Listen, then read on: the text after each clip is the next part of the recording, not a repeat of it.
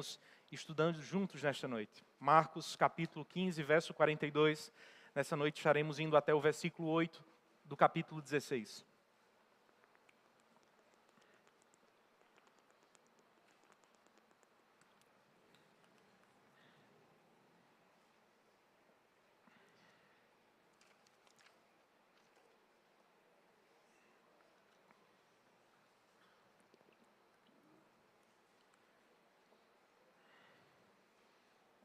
Antes de fazermos a leitura dessa passagem, vamos orar ao Senhor mais uma vez? Ore comigo, peço o auxílio de Deus, que Ele abra a nossa mente, nos permita compreender aquilo que vamos estudar hoje juntos, e que Ele nos traga transformação à medida que caminhamos por esses versículos. Façamos isso juntos. Senhor Deus, muito obrigado por esta noite que o Senhor nos concede aqui. Obrigado, Senhor, por ter guardado os nossos caminhos até este lugar, e nos permitido agora ter acesso à Tua Palavra. São tantas as pessoas, Pai, ao redor do mundo que gostariam de ter este mesmo privilégio que estamos tendo nesta noite. Que possamos valorizar, Senhor, momentos como esse.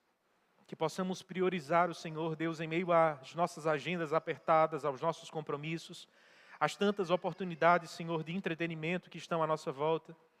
Que possamos lembrar aquilo que realmente importa, quais são as nossas reais prioridades na vida, e que o Senhor seja primeiro lugar, Deus, em todas elas. Neste momento, Senhor, que nos aproximamos da Tua Palavra, pedimos que o Teu Espírito Santo revista a nossa mente. Que Ele tire, Senhor, de nós toda a oposição natural que temos à Tua Palavra. Que Ele traga sensibilidade aos nossos corações. Deus, que Ele nos dê ouvidos sensíveis à Tua voz.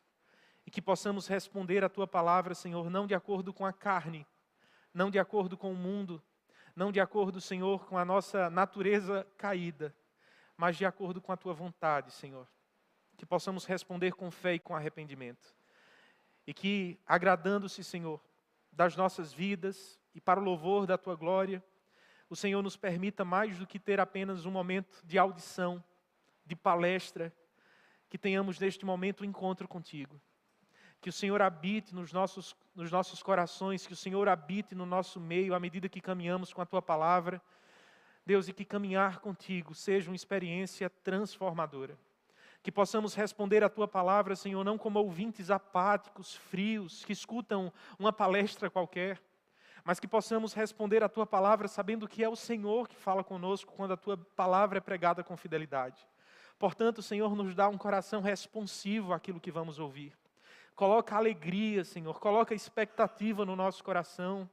Deus, envolve todos os nossos sentidos, os compartimentos da nossa existência, não apenas a nossa razão, Senhor, mas o nosso coração, as nossas emoções, que tudo isso, Senhor, seja posto diante do Senhor nesse instante.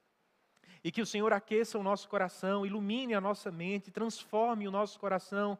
Deus, provoque as nossas decisões a todas estas áreas da vida serem inclinadas a responderem de forma apropriada à Tua voz nesta noite. Pedimos tudo isso em nome de Jesus, para a glória de Jesus. Amém e amém. Marcos capítulo de número 15, verso de número 42, assim nos diz a voz de Deus. Ao cair da tarde, por ser o dia da preparação, isto é, a véspera do sábado, José de Arimateia, ilustre membro do Sinédrio, que também esperava o reino de Deus, dirigiu-se ousadamente a Pilatos e pediu o corpo de Jesus. Mas Pilatos admirou-se de que ele já tivesse morrido, e, tendo chamado o centurião, perguntou-lhe se havia muito que Jesus tinha morrido. Após certificar-se pela informação do comandante, cedeu o corpo a José. Este, baixando o corpo da cruz, envolveu num lençol que tinha comprado e o depositou num túmulo que tinha sido aberto numa rocha. E rolou uma pedra para a entrada do túmulo. Maria Madalena e Maria, mãe de José, observaram onde ele foi posto. Passado o sábado, Maria Madalena, Maria, mãe de Tiago e Salomé, compraram óleos aromáticos para ungir o corpo de Jesus. E bem cedo, no primeiro dia da semana, ao nascer do sol, foram ao túmulo. Diziam umas às outras: quem nos removerá a pedra da entrada do túmulo? E olhando, viram que a pedra já estava removida. Que a pedra era muito grande. Entrando no túmulo, viram um jovem sentado ao lado direito, vestido de branco, e ficaram atemorizadas. Ele, porém, lhes disse: não tenham medo. Vocês procuram Jesus, o Nazareno, que foi crucificado. Ele ressuscitou, não está aqui. Vejam o lugar onde o tinham colocado. Mas vão e digam aos discípulos dele e a Pedro, que ele vai adiante de vocês para a Galileia, vocês lá o verão, como ele disse. E saindo elas, fugiram do sepulcro, porque estavam tomadas de temor e assombro, e não contaram nada a ninguém, porque estavam com medo. Como você enxerga este símbolo que tem atrás de mim? O que lhe vem à mente quando você para e pensa sobre a cruz? Para muitos de nós hoje, a cruz poderia ser um símbolo religioso apenas. Para outros, trata-se de um adereço que alguns utilizam, sejam homens ou mulheres, ao redor do pescoço. Para outros, em nossa sociedade, trata-se de um símbolo arcaico, que representa um segmento religioso preconceituoso ou coisa do tipo. Enfim, são muitas as visões que as pessoas têm em nossos dias acerca da cruz. Mas não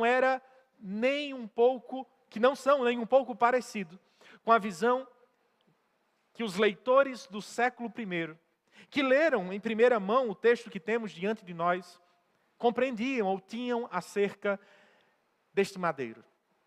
Por exemplo, os judeus encaravam a cruz como um símbolo de desprezo. A cruz era um símbolo da manifestação da ira de Deus sobre uma determinada pessoa.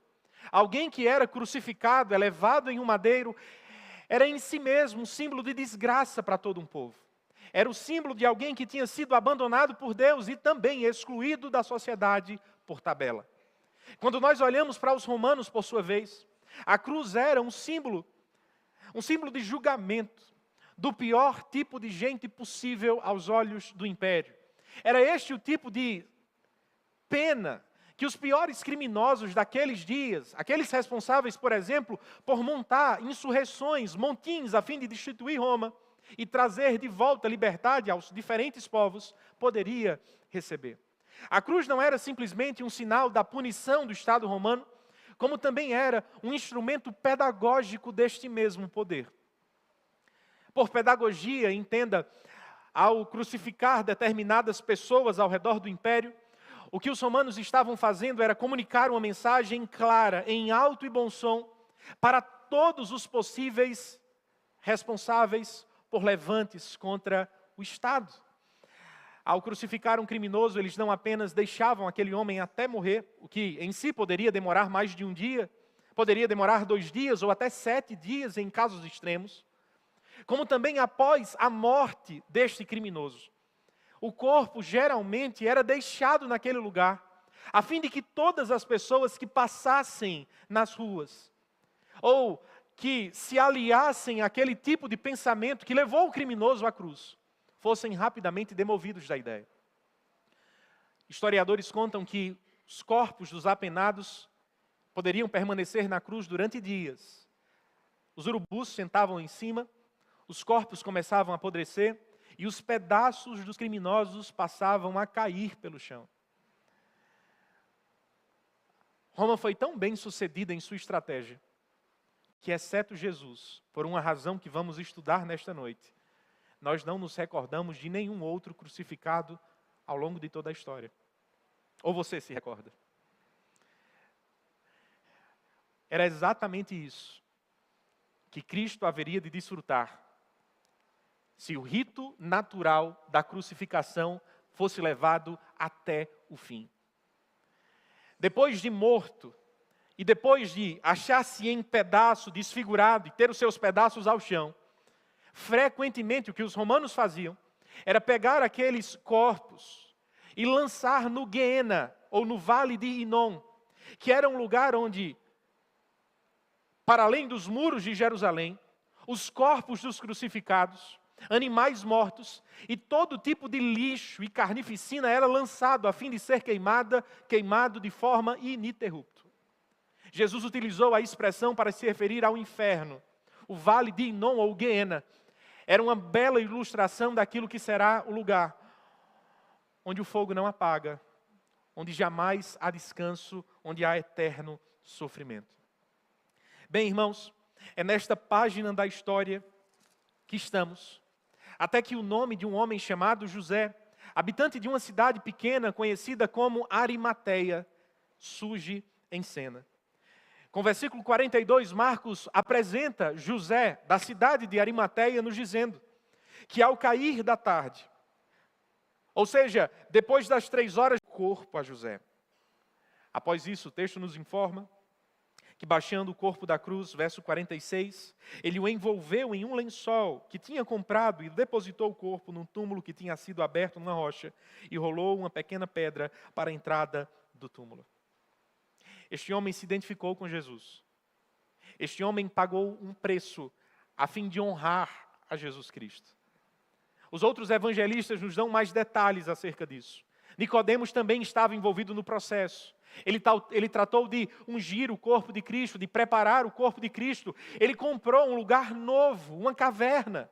Eram assim que os corpos dos homens importantes eram enterrados. Ele comprou um lugar novo, completamente novo.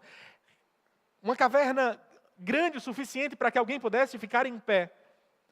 E em honra a Jesus Cristo, o colocou naquele lugar. Ele se identificou, ele pagou um preço. Ele relacionou-se com Jesus, com todo o seu coração, mesmo quando Jesus, humanamente falando, não poderia lhe dar nada. Irmãos, quando nós olhamos para o exemplo deste homem, para a forma como ele agiu frente ao sepultamento de Cristo, não encontramos nós também lições preciosas quanto ao que significa verdadeiramente seguir ao Senhor?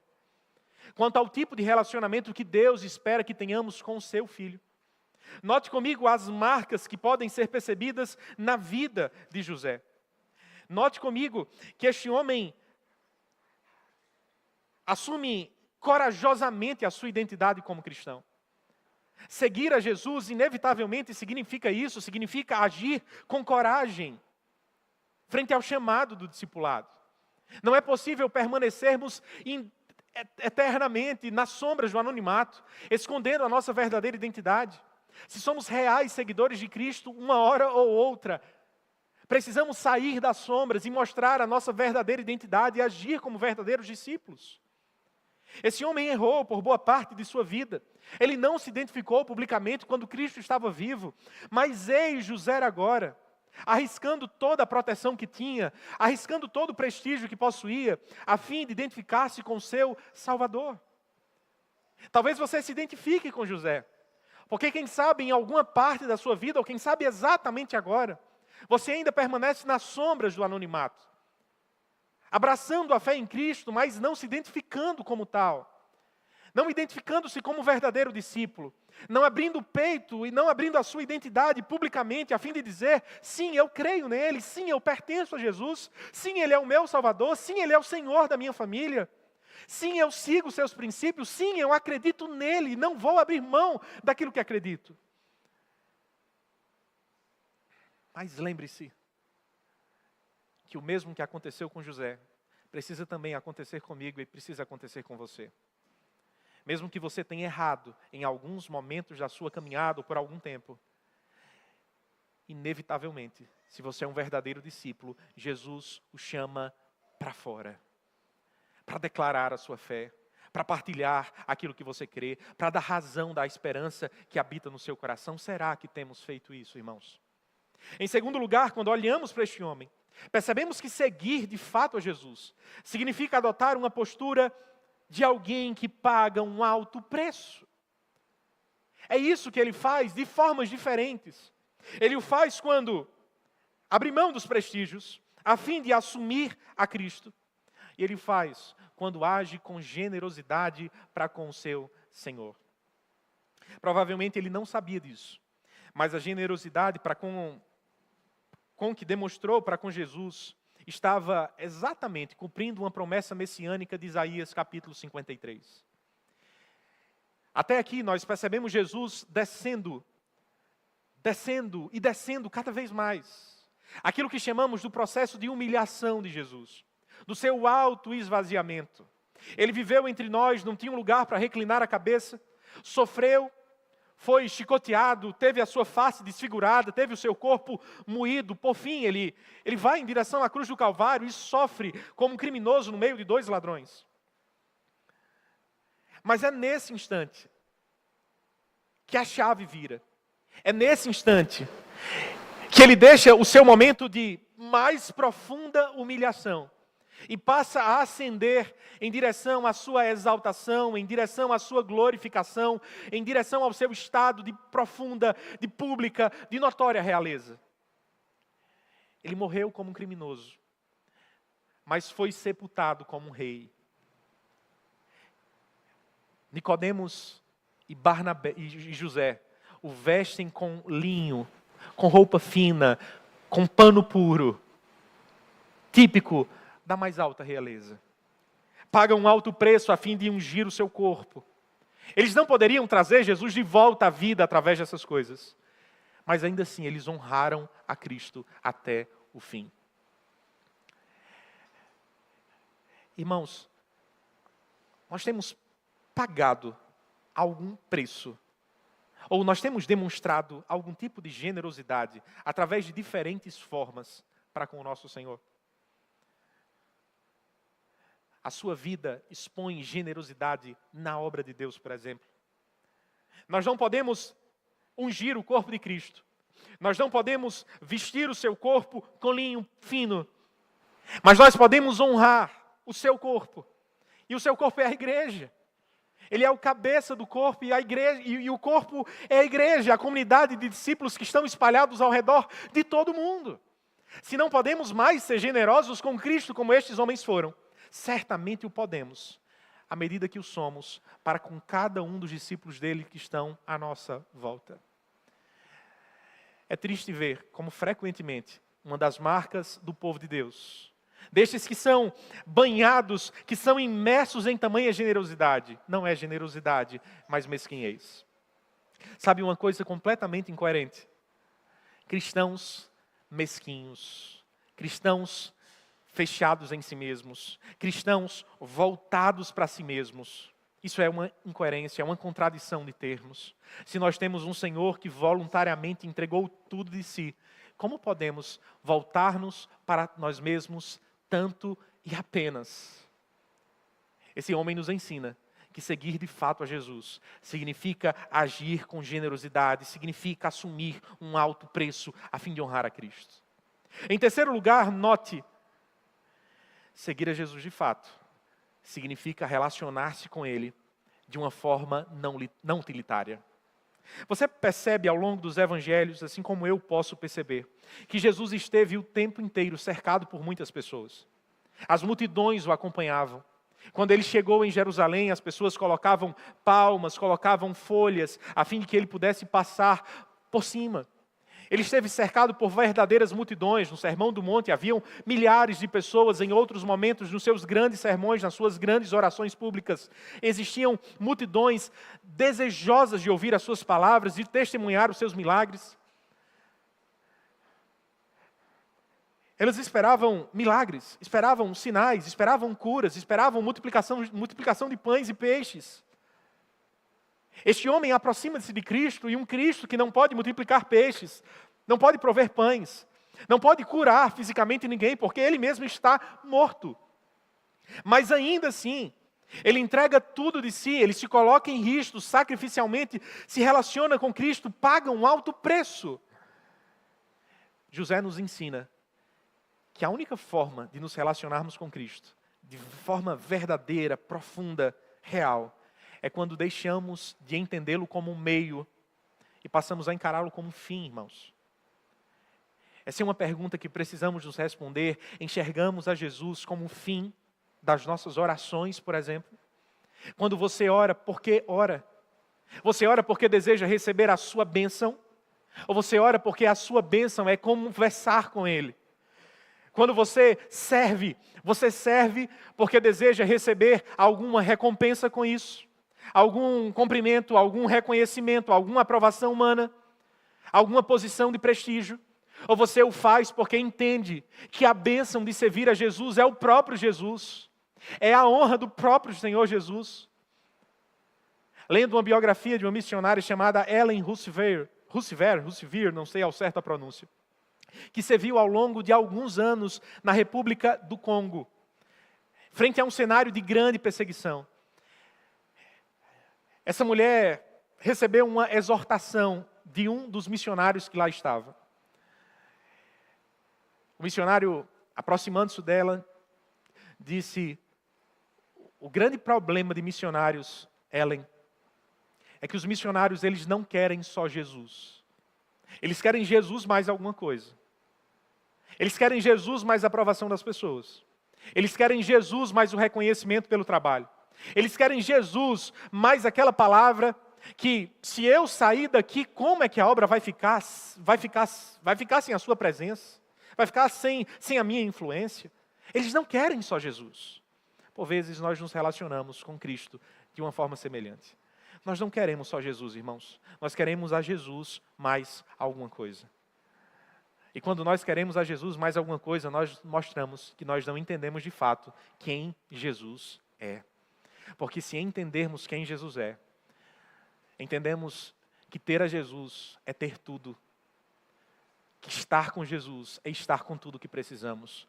Que ser cheio de Jesus é ser cheio de tudo aquilo que a nossa alma pode almejar.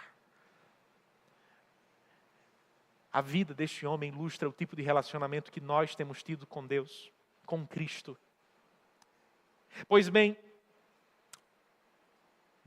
José tinha sacrificialmente colocado seu nome em xeque, tinha pagado um alto preço para cobrir o corpo de Jesus na companhia de Nicodemos. Ele tinha se relacionado com Jesus sabendo que Jesus não era um meio, mas era o fim da sua vida.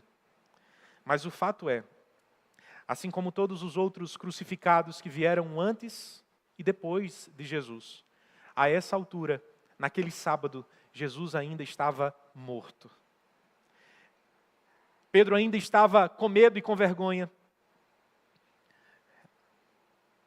Aquela mulher, Maria, Salomé e a outra Maria estavam temerosas, tristes.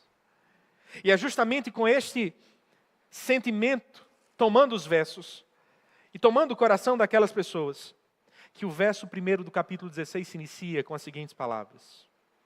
Passado o sábado, Maria Madalena, Maria mãe de Tiago e Salomé compraram óleos aromáticos para ungir o corpo de Jesus.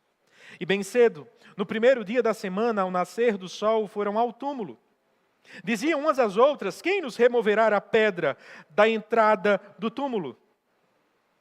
Quando nós olhamos para esses versículos, algumas coisas brilham, ou pelo menos deveriam brilhar os nossos olhos. Marcos faz questão de nos chamar para alguns fatos extremamente relevantes nessa passagem. Por exemplo, perceba nesta passagem: quem são as primeiras testemunhas da ressurreição? São mulheres. Mais especificamente, Maria Madalena, Maria mãe de Tiago e Salomé.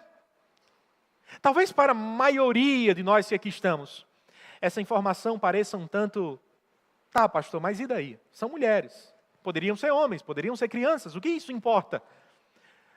A razão de reagirmos assim é porque estamos em pleno século XXI e não no século I. Naqueles dias, por exemplo, o filósofo Celso, do século II, filósofo grego que resistiu ferrenhamente ao cristianismo e escreveu documentos que davam as razões, que baseavam a sua descrença no cristianismo e no ensino da ressurreição. Dentre os argumentos, ele disse, e não eu, abre aspas, que a testemunha, ou o fato da ressurreição, o ensino da ressurreição, era completamente tolo. Porque todos sabem que mulheres são histéricas. Essa não era apenas o conceito, a ideia na cabeça de Celso, que não é o Celso da nossa igreja, porque se fosse a esposa dele dava uma tamancada nele, nosso amigo Celso. Mas era uma visão comum na época. Mulheres eram encaradas como as piores testemunhas possíveis. Se você desejava provar o seu caso diante de uma corte, diante de um tribunal, você poderia chamar muitas pessoas, mas certamente não a mulher como a sua testemunha. Mas não apenas isso, note como Marcos faz questão de destacar que essas mulheres não estavam apenas presentes na ressurreição, verso 1, como também as mesmas achavam-se presentes no versículo de número 40 do capítulo 15. Foram elas aquelas que viram o Senhor Jesus crucificado. Elas estavam ali.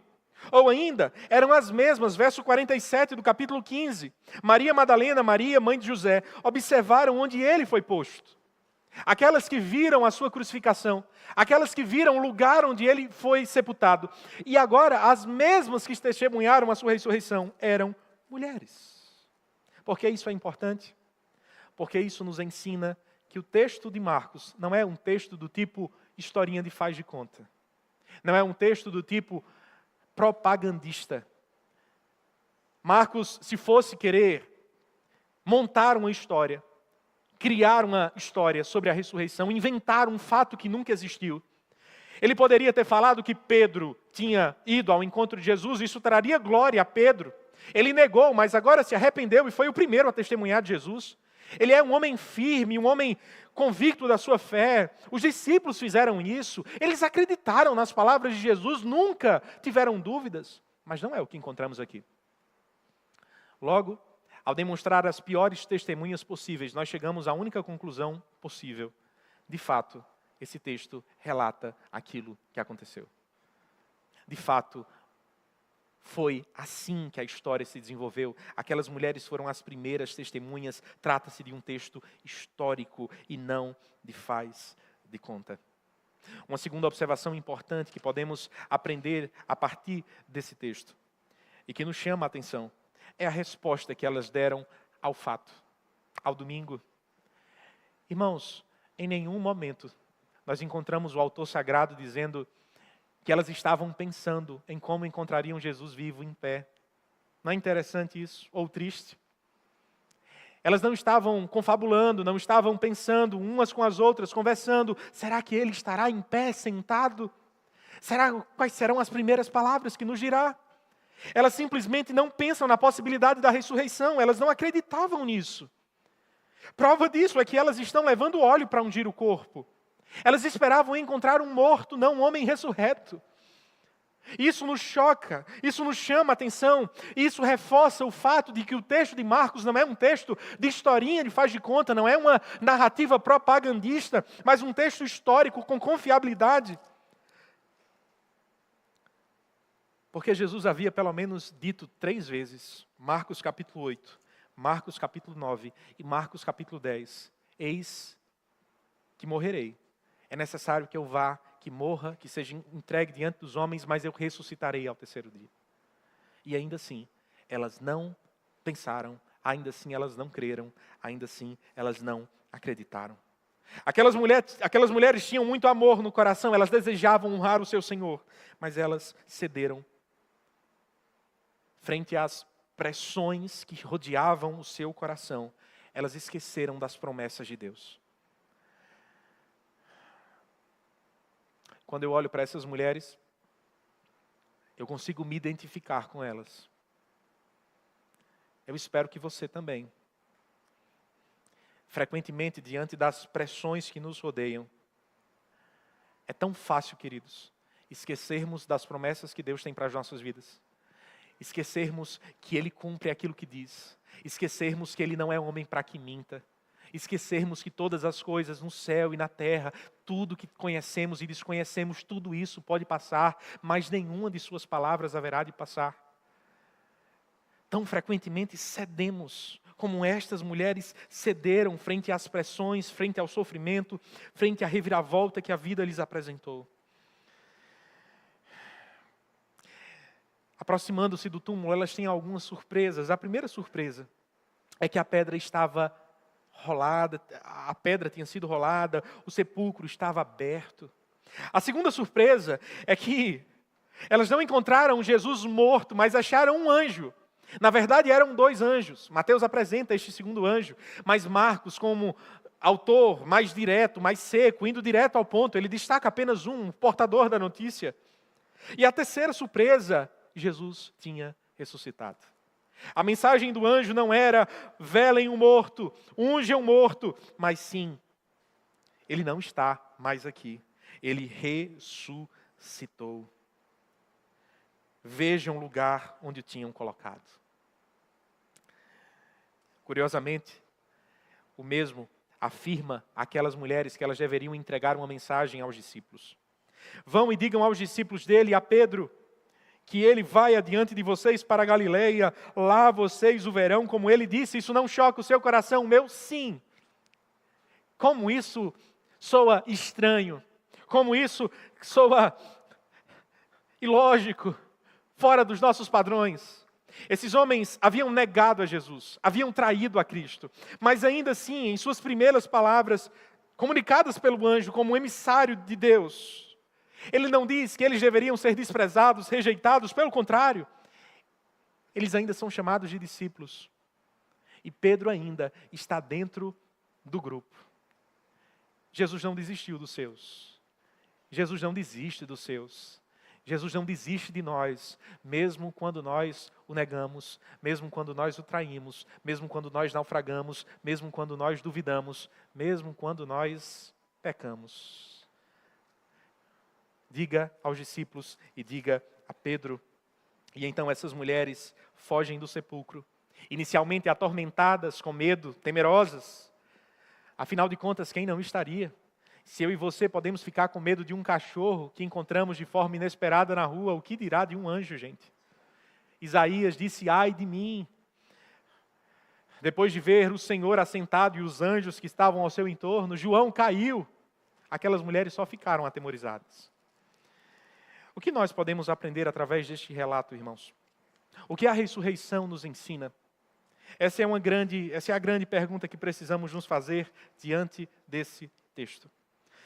Bem, esse texto, ou a ressurreição, nos ensina que Deus aceitou o sacrifício de Cristo Jesus. Quando nós voltamos para os versos anteriores destes que lemos agora, achamos-nos diante de uma grande pergunta: o que aconteceu? O que aconteceria? Jesus seria como mais um daqueles tantos crucificados que permaneceram pendurados na cruz, tiveram as suas faces deformadas, o seu corpo levado ao chão e lançado no Guiena? E a resposta do capítulo 16 é um absoluto não. E esse não é também um sim da parte de Deus para o fato de que o seu sacrifício foi aceito, de que Ele é o Filho de Deus, e de que todos os nossos pecados que foram lançados sobre Ele, para que nós não recebêssemos a justa condenação de Deus, o abandono que Ele experimentou na cruz do Calvário, tudo isso foi pago e foi aceito por Deus. Foi liquidado quando Ele disse: está consumado, e Ele bradou em alto e bom som do madeiro antes de entregar o seu corpo. Esse texto nos ensina que nós não temos apenas um Senhor que é mestre, um Senhor que é operador de milagres, um Senhor poderoso para multiplicar pães e acalmar tempestades. Nós temos um Senhor que é Deus. Nós temos um Senhor que foi capaz de fazer aquilo que para mim e você seria absolutamente impossível. O Senhor Jesus Cristo abriu um novo e vivo caminho que permite que pecadores aproximem-se de um Deus que é santo, santo, santo. A crucificação ou a ressurreição é o sim incontestável de Deus para a vitória de Jesus sobre a morte, para a vitória de Jesus sobre a condenação, sobre a ira que Ele levou, recebendo cada um dos nossos pecados. Sim, está de fato consumado. Em segundo lugar, o que a ressurreição nos comunica, irmãos? A ressurreição nos comunica, ou responde, talvez a grande pergunta: o que isso, ou como isso se relaciona com a minha vida? Ou será que Deus é poderoso para me aceitar, mesmo depois das minhas piores quedas, mesmo depois dos meus piores pecados? A ressurreição não apenas testifica que Deus aceitou o seu Filho, a ressurreição testifica que Deus nos aceitou em Cristo. Talvez nenhum de vocês, ou poucos, questionem-se ainda hoje: será que Deus aceitou o seu Filho? Mas talvez muitos agora estejam se questionando: será que Deus pode me aceitar? depois de ter traído a Ele, depois de ter aberto mão de valores que aprendi a vida inteira, depois de ter me corrompido, depois de ter me entregado, depois de ter deixado de lado os valores de Deus e abraçado os meus próprios valores, depois de ter, pelas minhas ações, pelas minhas atitudes, desintegrado a minha família, o meu casamento, será que Deus pode me aceitar? Será que Deus pode aceitar gente como eu e como você? E a resposta que a ressurreição nos traz é sim. Não porque você pode, não porque eu posso cumprir as exigências de Deus, mas porque Deus em Cristo Jesus levou cada um dos nossos pecados e os venceu, triunfando na cruz do Calvário. Escrevendo em Romanos capítulo 4, versículo 5, o apóstolo Paulo explica por quê. E a resposta é: porque em Jesus nós fomos justificados. Porque em Jesus Deus declarou o seu Filho culpado e nos fez inocentes pelos méritos de Cristo. Porque em Jesus a minha e a sua sentença foi paga de uma vez por todas e nós recebemos assento à mesa com Deus. É por isso que Deus pode te aceitar hoje, que Deus pode te levantar de onde você está. E é por isso que você não precisa mais permanecer no sábado do medo, no sábado do desespero, no sábado da incerteza, no sábado do temor humano. Você pode entrar no domingo, o domingo da esperança, o domingo da ressurreição, o domingo da nova vida, o domingo de ser transformado por Cristo Jesus, porque Ele ressuscitou. Nós podemos nos achar limpos diante de Deus. Essa é a grande, a maravilhosa, a bendita notícia do Evangelho. Em terceiro e último lugar, queridos, o que a ressurreição diz sobre a igreja. Em penúltimo lugar, me permita trazer à tona um personagem que nem todos gostam, mas que outros estão em festa porque vai para a Copa do Mundo. Era 2017. O Barcelona tinha levado uma verdadeira surra do PSG. 4-0. Os torcedores do Barcelona estavam completamente desesperançados. Era impossível vencer o time do PSG, estando 4-0 atrás do placar. Mas não foi impossível, ou como disse certo comentarista ou narrador, nada é impossível nos campos do futebol, quando temos Neymar e Messi em campo. E foi exatamente o que aconteceu. A história nos conta que nas oitavas da Champions League, Neymar, com a ajuda de Messi e dos seus colegas, viraram o jogo. Em um jogo fantástico, marcado por um grande 6-1, conhecido como a remontada. O estádio se calou e gritou o nome deste, que fez o impossível se tornar realidade. Eu não sei se Neymar vai nos dar a Copa do Mundo esse ano. Espero que sim. Mas o que de fato importa é que nós temos alguém incomparavelmente maior, melhor, e que é possível de fazer coisas impossíveis se tornarem realidade quando estar ao nosso lado. O Senhor não nos deixou em uma missão sozinhos. O Senhor não nos deixou numa missão difícil, desamparados. A missão é difícil, talvez o cenário seja complicado. Todos os anos recebemos notícias que nos bombardeiam, dizendo que a igreja está indo de mal a pior. Escândalos aparecem ao redor do mundo, manchando o nome de Cristo, envergonhando a igreja, tornando o nome evangélico motivo de piada e de riso. Gerações mais novas têm se afastado em muitos lugares ao redor do mundo do evangelho. Em lugares como a Europa, por exemplo, a igreja é marcada por irmãos mais velhos apenas, e uma nova geração não tem se levantado a fim de ocupar as fileiras do serviço. E a grande pergunta que ressoa no coração de muitos é: o que será da igreja? Será o fim da igreja? Será esta a última geração? E a resposta é: nada é impossível quando nós temos a Cristo ao nosso lado. E Ele não apenas nos chama à missão, mas Ele ressuscitou, Ele venceu a morte e Ele promete nos liderar no cumprimento desta missão. Nós não estamos a serviço de um Deus morto, nós estamos a serviço de um Deus vivo, de um Cristo vencedor. E o sucesso da missão acha-se diretamente ligado ao sucesso do treinador, do convocador, do comissionador da igreja, do Senhor Jesus Cristo. Essa é a boa notícia da igreja. E é com esta boa notícia, tendo isso diante dos nossos olhos, que podemos avançar, irmãos. Levar o Evangelho e viver o Evangelho, a fim de que as pessoas à nossa volta conheçam quem de fato Deus é. Em quarto e último lugar, o que a ressurreição diz agora ao mundo, a todo o mundo, especialmente a cristãos. A ressurreição nos ensina que este não é o nosso fim, que esta terra não é o nosso destino final. A ressurreição nos ensina e volta os nossos olhos para a realidade de um mundo restaurado, de um novo céu e de uma nova terra, que teve início, que começou a ser formulado através da ressurreição de Jesus.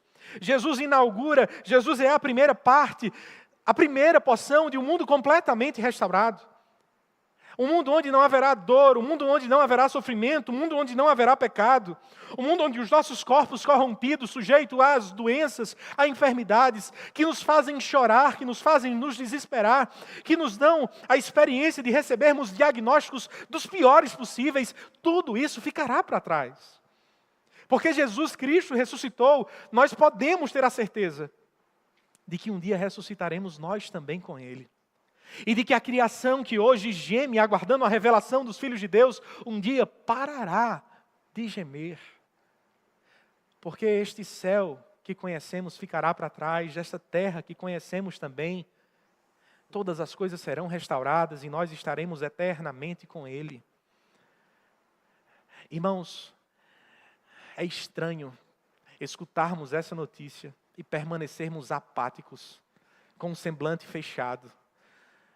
Nós deveríamos estar louvando a Deus, nós deveríamos estar com um sorriso nos nossos lábios, nós deveríamos estar com o nosso coração queimando de alegria. Porque foi esta a verdade que fez com que aqueles cristãos fizessem um estrago tão grande no Império Romano nos seus dias. Foi esta a verdade, acreditar que a vida não é o fim, que fez com que homens e mulheres se lançassem no Coliseu, nas arenas de Roma, e fossem comidos por feras. Foi esta verdade que fez com que cristãos, homens, mulheres, crianças, escravos e livres, lançassem-se diante da morte, como Estevão fez, com um sorriso nos lábios, porque eles sabiam que este não é o nosso tudo. O nosso tudo é estar com Cristo para todo sempre, em um lugar onde habita paz e justiça. Entender a doutrina da ressurreição não significa apenas alimentar o cérebro com informação, mas significa receber força e liderança do Espírito para vivermos à altura do chamado que Cristo tem para as nossas vidas. Sabe o que fez aqueles cristãos viverem vidas tão perigosas, tão ativas, tão frutíferas, com tantos frutos? Foi o fato de acreditarem, como disse C.S. Lewis, se encontro em mim desejos nesta vida ou neste mundo que nada é capaz de satisfazer, sou levado à conclusão que fui feito para um outro mundo. Aqueles cristãos tinham essa certeza. E é por isso que em seus sermões, em suas pregações, eles falavam tanto sobre a ressurreição. Porque é esta verdade que faz com que encaremos um câncer de forma diferente. É esta verdade que faz com que encaremos um diagnóstico de morte iminente de forma diferente. É esta verdade que faz com que nos levantemos frente a uma crise em nossos casamentos de uma forma diferente. É esta verdade que nos dá coragem para bater na porta dos nossos familiares que não conhecem a Cristo e falarmos deles com intrepidez, com ousadia. Porque o tudo que temos não está aqui, o tudo que temos está com Cristo. O que a ressurreição diz para você? Você já experimentou o poder desta verdade? Escrevendo aos Romanos, nós temos estudado a carta aos Romanos todas as quartas-feiras. E aqueles que vieram na última quarta-feira haverão de se lembrar dessa passagem. Quando o apóstolo Paulo, nos falando sobre a nova vida que temos em Cristo, Romanos capítulo 6, verso 4, ele diz: fomos sepultados com Ele na morte pelo batismo, para que, como Cristo foi ressuscitado dentre os mortos, pela glória do Pai, assim também nós andemos em novidade de vida. Sabe como avaliar se realmente nós temos acreditado e abraçado a doutrina da ressurreição? Como nós temos levado as nossas vidas? Há somente uma resposta plausível diante de tudo que nós ouvimos. Entreguemos inteiramente a Cristo, tal como Ele se entregou inteiramente. Não sei como você está hoje. Talvez seu coração ainda esteja como o de Pedro, que negou a Jesus 3 vezes. Como dos discípulos, que tanto disseram que estariam com Ele até o fim, mas no fim não estiveram.